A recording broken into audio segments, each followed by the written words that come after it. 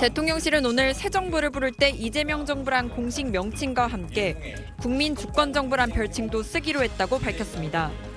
과거 김영삼 정부는 문민정부, 김대중 정부는 국민의 정부, 노무현 정부는 참여정부란 별칭을 사용한 바 있습니다.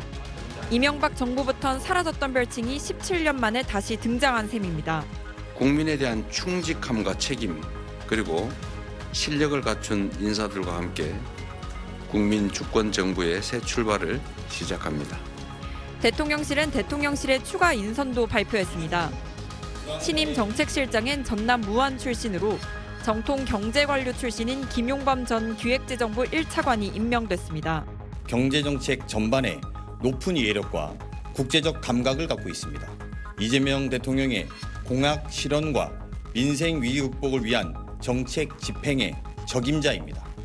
경제수석에서 이름을 바꾼 경제성장수석엔 거시경제 전문가인 하준경 한양대 교수가 임명됐습니다. 수석급으로 처음 신설된 재정기획보좌관은 류덕현 중앙대 교수가 맡습니다. 복지국가의 비전을 그릴 사회수석엔 문진영 서강대 교수가 임명됐습니다. 검찰 특수통 출신인 오강수 변호사 등이 후보로 거론되는 민정수석과 우상호 전 의원 등이 하마평에 오른 정무수석 등에 대한 인선은 오늘 발표되지 않았습니다. 민정수석 등에 대한 인선 발표가 미뤄지는 데 대해 대통령실 관계자는 자체 검증과 더불어 여러 얘기를 듣고 있다며 경제 불황이 심각한 수준이어서 경제 관련 인사를 먼저 발표한 것이라고 설명했습니다. SBS 박예린입니다. 수석 비서관급으로 신설된 대통령실 재정기획보좌관은 류덕현 중앙대 교수가 맡는데 새 정부의 재정전략 수립과 국정과제 실현을 위한 재정운용 방안을 담당합니다. 이재명 대통령은 예산 기능의 분리 같은 기획재정부 개편 의지를 대선 후보 때 밝혔는데 재정기획보좌관은 이를 뒷받침하면서 재정과 예산 분야에서 국정 철학을 실현하는 역할을 할 전망입니다. 기재부를 좀 정리를 해야 될 것 같아요. 예산 기능은 분리할 필요가 있을 것 같고 이 대통령의 1호 공약인 AI 산업 육성을 주도할 AI 미래기획수석실도 신설됩니다. AI 3대 강국 도약 같은 성장 전략을 짜는 동시에 인구와 기후위기의 해결 방안도 모색합니다. 국정상황실은 확대 개편돼 국정운영의 컨트롤 타워를 맡습니다. 국민 안전을 책임지게 될 국가위기관리센터는 국가안보실 2차장 소속에서 안보실장 직속으로 이관합니다. 기존 시민사회 수석은 경청 통합수석으로 명칭을 바꿔 시민사회와의 소통을 강화하고 경청 통합수석 밑에 청년 담당관도 두기로 했습니다. 윤석열 정부 대통령실에선 사라졌던 여성가족비서관은 성평등 가족비서관으로 부활시키고 해양수산부의 부산 이전을 맡을 해양수산비서관과 검찰 등 사법개혁을 주도할 사법제도 비서관을 신설합니다. 책임, 미래, 유능을 핵심 기조로 빠르고 실용적으로 일하는 조직을 구축하고자 합니다. 영부인 보좌전담부서인 제2부속실과 관련해선 당연히 있어야 할 조직이라며 인선을 진행 중이라고 대통령실은 밝혔습니다. SBS 이태원입니다. 이재명 정부는 인수위원회를 대신해 꾸려지는 국정기획위원회 등을 통해서 본격적으로 정부 조직 개편안을 논의하고 추진할 예정입니다.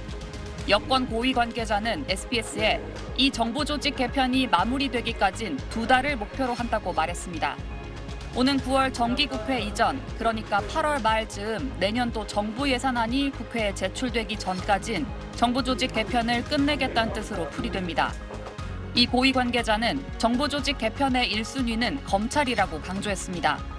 그러면서 검찰청의 수사와 기소 기능을 분리하기 위해서 중대범죄수사청을 만들고 검찰청은 이름을 바꿔서 기소청으로 만드는 방안을 검토 중이라고 밝혔습니다. 이재명 대통령이 개편을 공약했던 기획재정부에 대해선 예산 편성 기능의 예산처와 재정정책과 금융을 담당하는 재무부로 분리할 것이라고 이 고위 관계자는 말했습니다. 통계청과 관련해선 그동안은 통계청이 통계 생산만 해왔지만 이젠 공공 데이터를 다루는 주무부서가 돼야 한다며 조직 확대 가능성을 내비쳤습니다. 새 정부 출범 때마다 정부 조직 개편은 이어져 왔는데 정부조직법 개정안이 국회 문턱을 넘어야 하는 만큼 한 달 이상의 시간이 걸리곤 했습니다. 조기 대선이 치러졌던 문재인 전 대통령 때엔 취임 2달여 뒤 중소기업청을 중소벤처기업부로 격상하는 등의 개편이 완료됐고 박근혜 전 대통령 땐 취임한 지 한 달 정도 지난 뒤 미래창조과학부를 신설하는 등의 정부 조직 개편이 이뤄졌습니다. SBS 박하정입니다. 네, 박하정 기자와 지금까지 내용 정리해보겠습니다. 자, 앞서 박 기자가 단독 보도했던 이제 정부 조직 개편의 방향을 보면 이재명 대통령이 대선 과정, 그러니까 후보 시절 언급했던 내용들이 꽤 많이 들어가 있네요.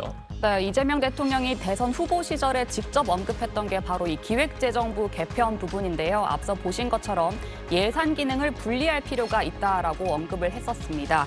이 대통령은 또 국내 금융 정책은 금융위원회가 그리고 해외 금융 정책은 기재부가 각각 맡고 있는 이 상황 등을 언급하면서 이걸 정리할 필요가 있다는 취지로 말한 적도 있습니다. 기재부와 금융위의 분할이나 기능 재편이 추진되는 데에는 이런 이재명 대통령의 뜻이 반영된 것 아닌가라는 해석이 가능합니다. 그리고 이 밖에 이 대통령은 기후위기 대응을 위해서 현재는 산업통상자원부에 있는 에너지 담당 기능과 환경부를 통합해서 기후에너지부를 신설하는 걸 또 검토하고 있고요. 여성가족부를 성평등가족부로 확대 개편하는 것도 공약에 담겨 있었는데 이 조직 개편도 추진될 전망입니다. 정부 조직 개편의 로드맵을 그릴 국정기획위원회는 다음 주 목요일부터 본격 가동될 예정입니다. 그리고 이제 민주당이 추진한 법안들 가운데 지난 정부에서 이제 거부권에 막혔던 법안들이 꽤 있잖아요. 이건 곧바로 처리를 한다는 건가요? 어떻게 되는 겁니까? 네, 민주당은 오는 12일에 국회 본회의를 다시 열겠다고 어제 예고를 했었습니다. 그날 이재명 대통령이 취임 2, 3주 안에 처리하겠다고 했던 상법 개정안을 처리할 가능성이 있습니다. 이사의 충실 의무 대상을 주주로까지 확대하는 내용이 골자인데요. 한덕수 전 대통령 권한대행에 의해서 거부권이 행사됐었고 국회 재의결 과정에서 부결이 됐었습니다. 그리고 공영방송의 지배구조를 개편하는 내용을 담은 방송상법도 다음 주 상임위 논의를 거쳐서 본회의에 오를 가능성이 있습니다. 이 역시 윤석열 전 대통령에 의해서 거부권이 한 차례 행사됐던 법안들입니다. 그리고 특히 이 대통령 재판중지법이라고 불리는 형사소송법 개정안이 오는 12일 국회 본회의에 상정되고 처리될 가능성이 높습니다. 헌법 84조에 있는 불소추 특권을 놓고 대통령 재임 기간에 재판이 중지되는지 여부가 논란을 빚자 민주당이 이제 하위법에 아예 재판 중단을 명문화하려는 겁니다. 이재명 대통령의 공직선거법 사건에 대한 이 파기환송심 공판 기일이 오는 18일로 예정이 돼 있는데요. 민주당 원내 지도부 관계자는 그날 재판이 열릴 가능성이 거의 없다고 보기는 하지만 논란이 없게끔 사전에 매듭을 짓는 게 좋지 않을까 싶다고 말했습니다. 네, 알겠습니다. 박하정 기자 오늘 소식 잘 들었습니다.